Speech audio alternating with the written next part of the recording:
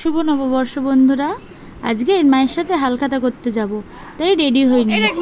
আর এই দেখো, তোমাদেরকে বলেছিলাম না আসলেই ভিডিওতে দেখাবো। 3 দিন আমাদের বাড়ি থাকে। এই যে দেখুন হ্যান্ড ফ্লু দিচ্ছি, আবার চলে এসেছি। তাই তো শ্রেয়া, কখন এসেছিস? একটু আগে এসেছি।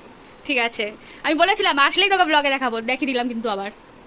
আর এই দেখো, মায়ের সাথে চলে এসেছি প্রথম দোকানে হালখাতা করতে। মা এখানে দেখে নিচ্ছিল কি নেবে হালখাতার গিফটে। তারপর এই দোকানে হালখাতা করে বেরিয়ে পরের দোকানে চলে গেছিল। আর ওখানে যাওয়া মাত্রই কোল্ড ড্রিঙ্কস দিয়ে দিয়েছিল কাকু।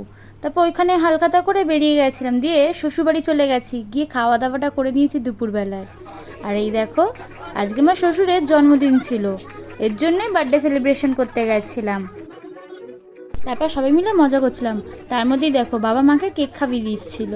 তারপর মা খাইয়ে দিয়েছে, কিন্তু বাবার হাতে যে কেকটা ছিল বাবা নিজেই আবার খেয়ে নিল। দেখো না, আজকের মতন এতটাই। টাটা বন্ধুরা। আর হ্যাঁ, সবাইকে নববর্ষের অনেক শুভেচ্ছা।